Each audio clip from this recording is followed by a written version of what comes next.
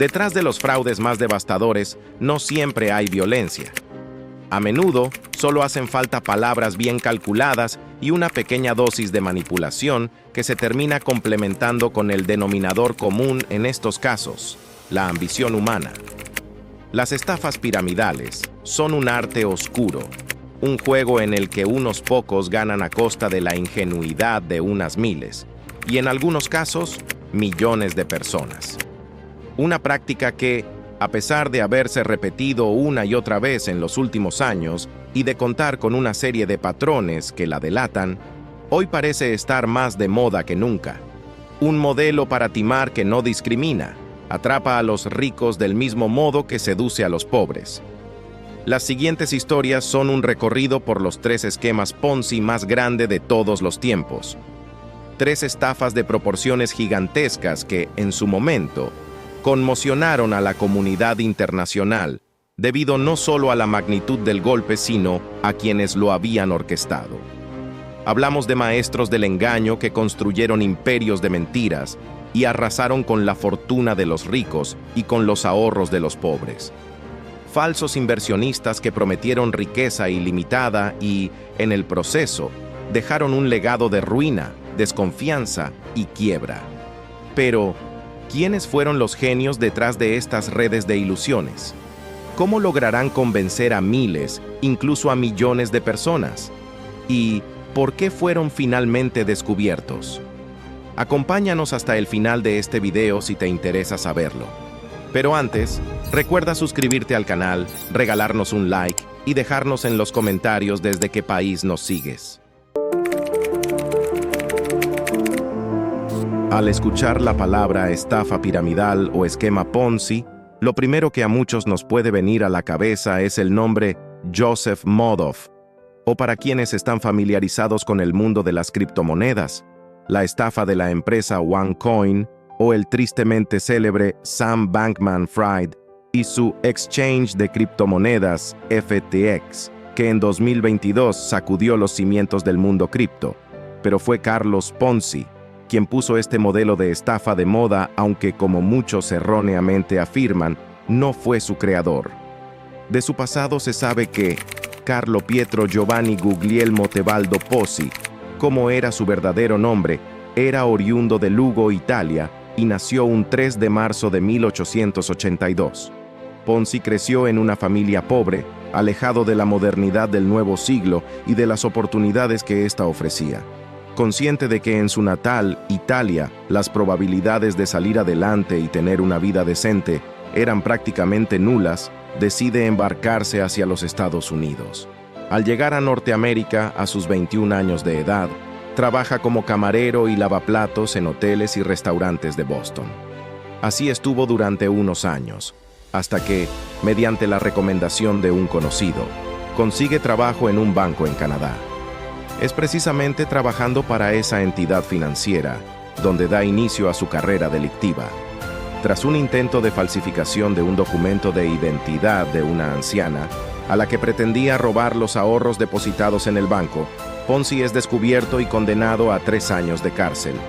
En 1911, vuelve a estar tras las rejas, luego de terminar involucrado en un negocio de contrabando de emigrantes italianos. Por el hecho fue condenado a una pena de casi 2 años de prisión, pero este era solo el comienzo. Al salir trabaja como bibliotecario, pintor, vendedor de autos y otros oficios. No es hasta 1917 que decide regresar a Boston, donde por fin encuentra su camino a la riqueza. Efímera, pero riqueza al fin.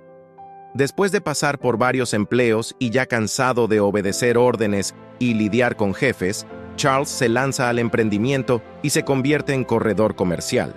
Durante un tiempo trabaja para algunas empresas, pero finalmente decide montar su propio negocio. Es entonces que Ponzi descubre una veta de oro en los cupones postales que se utilizaban para enviar cartas entre países. Una veta que, bien explotada, podía producir jugosas ganancias. En 1919, tras emprender el proyecto con el que estaba convencido que se volvería millonario, la Guía del Comerciante, Ponzi hace un descubrimiento que le cambiaría la vida. La Guía del Comerciante era una publicación gratuita que se financiaba por medio de la publicidad. Según su estimación, el negocio debía tener un margen de beneficio de unos $15,000 durante los primeros 6 meses. La guía del comerciante finalmente fracasó, pero fue gracias a ella que encontró el camino que tanto había buscado. La idea que luego definió como una manzana madura a la que no habría sido humano si no le hubiera dado un mordisco. Una tarde en la que Ponzi revisaba la correspondencia, encontró una carta de una compañía española que le pedía una copia de la guía del comerciante para hacerla llegar a España. Para ello, enviaron unos sellos de respuesta internacional, cupones prepagos que permitían realizar envíos al remitente desde el extranjero, sin coste para el emisor.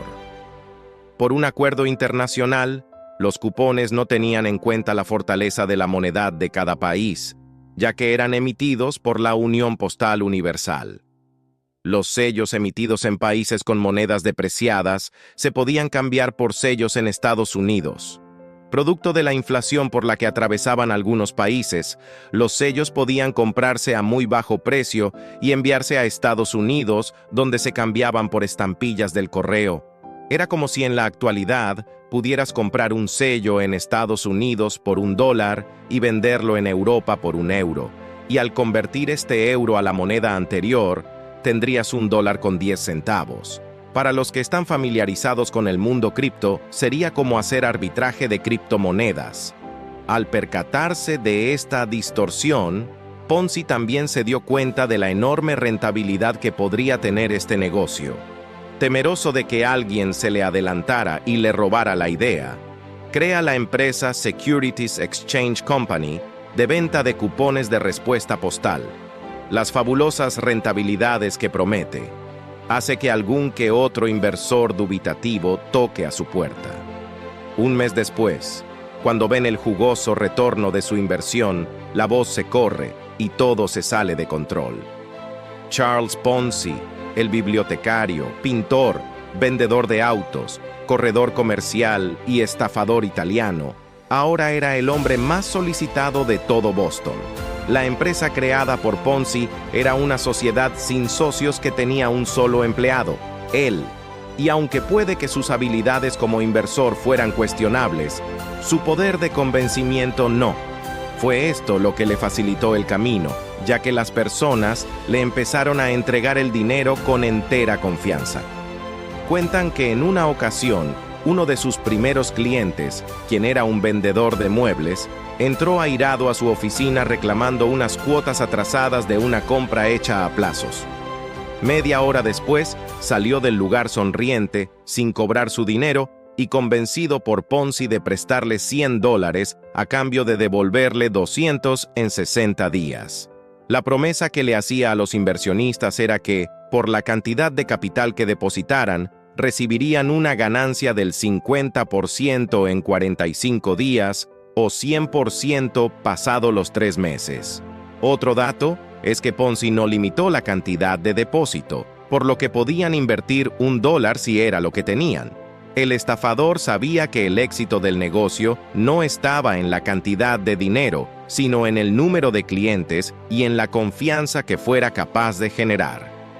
Unos meses después, la pequeña bola de nieve había comenzado a descender de la colina.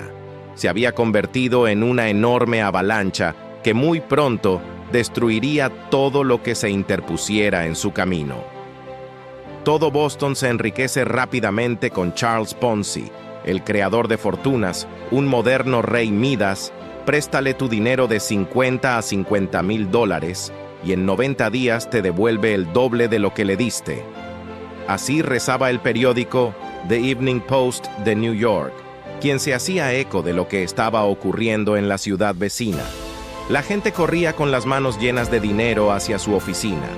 Hipotecaban sus casas, tomaban sus ahorros, vaciaban sus cuentas bancarias. Absolutamente nadie quería quedar fuera de la nueva fiebre del oro. La riqueza es como la suerte, debían de pensar algunos, nunca toca 2 veces a la misma puerta, y esta era la oportunidad que muchos llevaban años esperando. En las afueras de la oficina se aglomeraba la muchedumbre, impaciente por depositar su dinero. Gente de toda clase social se entremezclaba, se empujaba, se maldecían. Todo por lograr acceder a una rebanada del pastel. El lugar era un caos total, que ni los 12 policías que Ponzi se vio obligado a contratar para mantener el orden, lograban controlar aquel amasijo de pueblo. La empresa fue investigada en varias ocasiones por las autoridades, pero nunca encontraban nada. Ponzi no tenía un método para convertir los sellos en dinero efectivo, pero a esas alturas ya eso no importaba. A los pocos días, decidió dejar de comprar sellos y comenzó a pagar a los inversores con el dinero que ellos mismos depositaban. Para que esto funcionara, era imprescindible un aumento constante de clientes, por lo que decidió reclutar agentes comerciales a los que le ofrecía el 10% de lo que invirtiera cada cliente reclutado por ellos. De este modo, Ponzi se convirtió en un hombre rico y respetado al que todos querían llegar. El hombre con el que siempre soñó. Adquirió propiedades inmobiliarias, compró un banco y se estaba dando la vida por la que siempre había luchado. Pero la felicidad a veces dura poco y el engaño también. El sueño de Ponzi era solo eso, un sueño, del que tarde o temprano debía despertar. El 24 de julio de 1920, el periódico Boston Post publica un artículo en que se afirma que la compañía de Ponzi está valorada en unos 8.5 millones de dólares. Lo que nadie sospechaba es que en vez de millones, la compañía de Ponzi solo estaba llena de humo. 2 días después, su oficina de Boston recaudó unos 15 millones de dólares. Aquel fue el día más lucrativo para su empresa, pero también el que marcó el inicio de la fatídica debacle. Esa mañana, el Boston Post, desde donde hacía tiempo ya se sospechaba que lo de Ponzi era un Ponzi, publicó una nota estremecedora que sacudiría los cimientos de su imperio. El artículo hacía énfasis en que, por un lado, siendo un negocio tan rentable, era bien extraño que el señor Ponzi no invirtiera su propio dinero en él. Por otro lado, y esto era lo verdaderamente alarmante, para hacer frente a las deudas contraídas por la Securities Exchange Company, se necesitaban un total de 160 millones de sellos postales, pero solo habían 27,000 cupones en circulación en todos los Estados Unidos. El artículo desató una verdadera tormenta en la ciudad y el rumor de que la empresa de Ponzi estaba en la quiebra corrió como pólvora por las calles de Boston. Si las colas el día 26 de julio para depositar dinero parecían interminables, el 27 ya eran infinitas, pero para retirarlo. Al gobierno no le quedó otra salida que abrir una nueva investigación y ordenar a Ponzi que dejara de aceptar inversiones mientras ésta concluía. Cuando los agentes le preguntaron cómo hacía para convertir los cupones en dinero, Ponzi volvió a dar las mismas respuestas incoherentes de siempre y se justificaba diciendo que este era su secreto. Pero pronto se descubrió que no había ningún mecanismo ideado por él para ello, que de hecho, hacía mucho tiempo Ponzi había dejado de comprar las estampillas, no invertía dinero en nada y pagaba a los viejos inversores con el dinero de los nuevos. La empresa tenía un déficit de más de 7 millones de dólares, por lo que era insolvente para hacer frente a las deudas contraídas. La quiebra de la empresa no solo se llevó ahorros de familias, pensiones de jubilados y dinero de hipotecas inmobiliarias, también arrastró consigo a una docena de bancos que, al igual que la Securities Exchange Company, no les quedó más remedio que declararse en bancarrota. Ponzi había hundido con su ingenio a medio Boston en la ruina, algo que le costó una nueva temporada en prisión. Finalmente, se declaró culpable por fraude postal y fue condenado a 5 años de cárcel, de los que solo cumplió 3. Al salir en 1924, se encontró con nuevos cargos, esta vez levantados por el estado de Massachusetts por estafa y latrocinio. La pena era entre 7 y 9 años, por lo que aprovechó la fianza y, en lo que el tribunal emitía el fallo, Escapó a Florida, donde puso en marcha una nueva estafa. Al llegar a Florida, falsifica su identidad y crea una nueva empresa llamada Charpon Land Syndicate, que supuestamente se dedicaba a comprar y vender parcelas de tierra. En esta ocasión, las ganancias sobre la inversión ascendían a un 200%.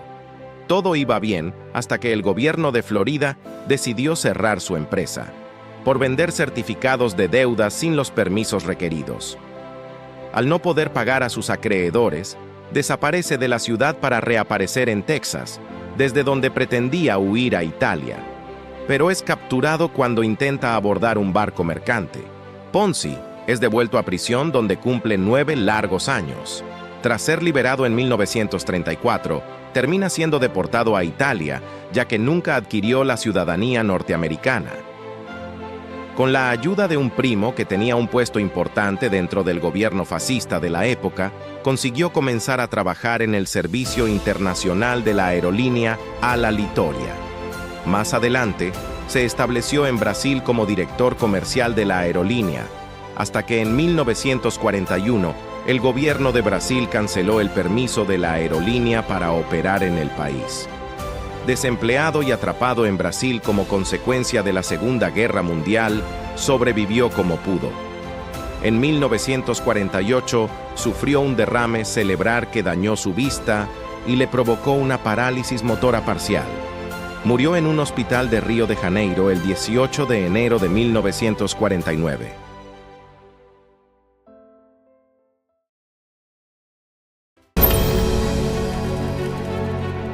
Bernard Madoff era un empresario y corredor de bolsa, presidente de la firma Bernard L. Madoff Investment Securities LLC, y uno de los personajes más influyentes de Wall Street. Su ascenso fue meteórico, sus clientes iban desde bancos hasta estrellas de Hollywood, y su éxito parecía imparable. Hasta que, en 2008, el esquema Ponzi que había construido por décadas colapsó, dejando al descubierto uno de los fraudes más grandes jamás registrados. Este video explora su vida, cómo estructuró su engaño y el impacto de su estafa. Bernard Madoff nació el 29 de abril de 1938 en Queens, Nueva York, en una familia de clase media de origen judío. De joven trabajó como socorrista y ahorró $5,000 que luego invirtió para fundar Bernard L. Madoff Investment Securities LLC en 1960. En los primeros años, operó con acciones de centavo y rápidamente innovó al utilizar tecnología avanzada en la compra y venta de valores. Esto lo convirtió en una figura clave en la informatización de Wall Street y en la creación de Nasdaq. Pronto, su firma gestionaba hasta un 10% de todas las transacciones del mercado de Nueva York. Para los años 90, Madoff no solo era una estrella en el mundo financiero, sino también un benefactor influyente en campañas políticas y causas benéficas. Madoff construyó una red poderosa. Su influencia en la SEC, la Comisión de Bolsa y Valores de Estados Unidos, era tal que varios familiares suyos trabajaban allí, lo que generó una confianza ciega entre reguladores e inversionistas. Madoff operaba en secreto uno de los esquemas Ponzi más grandes de la historia. Su estrategia era simple pero mortal. Prometía retornos constantes del 12 al 17.5% anual, usando una técnica llamada Split Strike Conversion. Sin embargo, en realidad, no invertía un solo centavo de los fondos de sus clientes. En su lugar, tomaba el dinero de nuevos inversionistas para pagar a los anteriores, creando una cadena de pagos que eventualmente colapsaría. Una de las claves del éxito de Madoff fue el aire de exclusividad que creó en torno a su fondo. Solo aquellos con recomendaciones personales podían invertir. Alrededor de él, se reunieron clientes como bancos y figuras públicas, incluidas estrellas de Hollywood. A través de esta exclusividad, Madoff creó un mito en el que muchos deseaban participar sin cuestionar sus métodos. En 1999, un analista financiero llamado Harry Markopolos empezó a sospechar de Madoff. La consistencia de sus rendimientos, que parecía desafiar las leyes del mercado, llamó la atención de Markopolos, quien envió múltiples denuncias a la SEC. Sin embargo, la SEC desestimó repetidamente las advertencias, permitiendo que Madoff continuara operando sin restricciones. Durante casi una década, Markopolos luchó por exponer el fraude, sin éxito. En 2008, la crisis financiera mundial afectó los mercados y Madoff se enfrentó a una avalancha de retiros por valor de $7.000 millones. Con apenas 200 millones en efectivo, su esquema no resistió. Fue entonces cuando decidió confesar ante su familia. La mañana del 10 de diciembre de 2008, los hijos de Madoff, Mark y Andrew, acudieron al FBI y denunciaron a su padre. Al día siguiente, agentes federales lo arrestaron en su lujoso apartamento en Manhattan. En junio de 2009, Madoff fue condenado a 150 años de prisión por fraude, blanqueo de dinero y otros cargos. En su declaración, admitió haber traicionado a miles de clientes y expresó su arrepentimiento. Sin embargo, para muchas víctimas, la justicia nunca fue suficiente. De los $65.000 millones, solo una mínima parte pudo ser recuperada.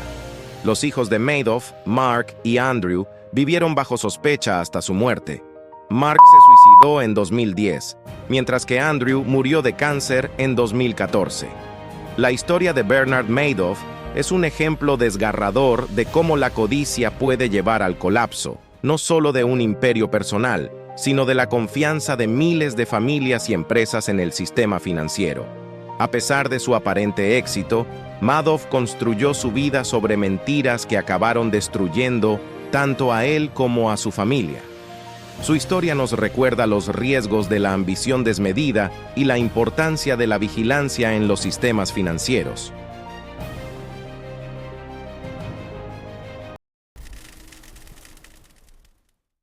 Sam Bankman-Fried nació en una familia de intelectuales judíos de clase media alta en California. Sus padres, ambos profesores de la prestigiosa Stanford Law School, inculcaron en él desde joven una inclinación hacia el conocimiento. No es de extrañar que Sam asistiera al MIT, donde obtuvo un grado en física y una especialización menor en matemáticas. Tras graduarse, Sam inició su carrera en Jane Street Capital, una firma de trading de ETFs, donde trabajó entre 2013 y 2017. Sin embargo, en 2017, Sam decidió cambiar de rumbo. Se mudó a Berkeley y comenzó a trabajar en el Centro para el Altruismo Efectivo, CEA, una organización que busca aplicar la evidencia y la razón para encontrar las formas más eficaces de ayudar a los demás. Este movimiento, aunque curioso, reflejaba las ideas que ya empezaban a tomar forma en la mente de Sam. Ganar dinero no solo para sí mismo, sino para tener un impacto positivo en el mundo. Pero, para dar, primero tenía que ganar. Así que en 2017, Sam fundó Alameda Research, una firma de trading cuantitativo. A lo largo de 2018, encontró una estrategia que cambiaría su vida para siempre: el arbitraje de criptomonedas. Sam compraba Bitcoin en el mercado estadounidense y lo vendía en el mercado japonés, donde el precio era significativamente más alto. Con este método, Sam comenzó a amasar una fortuna impresionante, llegando a ganar hasta $25 millones al día. En 2019, Sam se trasladó a Hong Kong y fundó FTX, un exchange de criptomonedas. Aunque al principio FTX no tuvo un gran éxito, principalmente debido a un mercado bajista de Bitcoin, Sam innovó, permitiendo a los usuarios invertir en derivados financieros como futuros y opciones, además de ofrecer apalancamiento. Esto atrajo la atención de Binance, el mayor exchange de criptomonedas del mundo, que decidió invertir en FTX. Este momento marcó el inicio de una relación complicada entre Sam y Changpeng Zhao, más conocido como CZ, el CEO de Binance. Al principio, CZ veía a FTX como un aliado, pero rápidamente la competencia entre ambos comenzó a intensificarse. FTX creció rápidamente, patrocinando eventos deportivos como la Fórmula 1 y la NBA, y convirtiéndose en un nombre familiar en el mundo cripto. Para 2022, FTX era el segundo exchange de criptomonedas más grande del mundo, solo detrás de Binance. Sin embargo, mientras Sam avanzaba a toda velocidad, acercándose a los reguladores estadounidenses y donando millones a campañas políticas, CZ comenzó a verlo como una amenaza. A medida que FTX se expandía, Sam intensificó su relación con los reguladores y políticos estadounidenses, convirtiéndose en la cara visible del cripto ante las instituciones.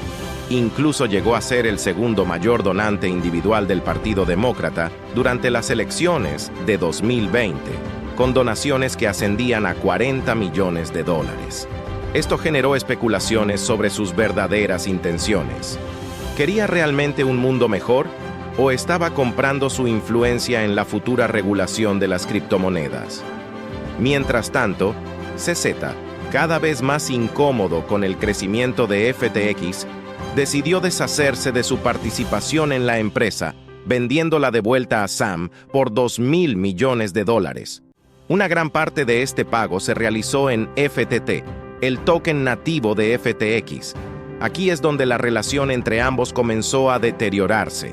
Un tuit de Sam, insinuando una posible conexión entre CZ y el gobierno chino, encendió la chispa de una guerra fría entre ambos. Aunque Sam borró el tuit rápidamente, CZ no lo olvidó. La relación entre FTX y Binance se volvió cada vez más tensa, lo que eventualmente llevaría a un enfrentamiento final. Todo parecía ir bien hasta que, en noviembre de 2022, un documento filtrado por CoinDesk reveló que Alameda Research, el fondo de inversión de Sam, tenía la mayoría de sus activos en FTT. Este hecho preocupó a la comunidad cripto, ya que significaba que una gran parte del valor de Alameda dependía de un token creado y controlado por la propia FTX. La crisis se agravó cuando CZ anunció públicamente que Binance liquidaría todos sus FTT restantes, debido a recientes revelaciones. Esto provocó un pánico masivo entre los usuarios de FTX, que comenzaron a retirar sus fondos en grandes cantidades, temiendo una caída del precio de FTT. FTX intentó contener la situación, pero la retirada masiva de fondos llevó a una crisis de liquidez. Sam se encontró en una situación desesperada, necesitando $8.000 millones para cubrir las demandas de retiro. En medio de la tormenta, CZ ofreció inicialmente comprar FTX para salvar la empresa, pero tras revisar las cuentas, decidió no seguir adelante con la adquisición. Con la negativa de CZ, FTX se derrumbó. El 11 de noviembre de 2022, Sam anunció que FTX, FTX US y Alameda Research se declaraban en bancarrota. Lo que había comenzado como un simple tweet terminó desmoronando uno de los imperios cripto más grandes del mundo.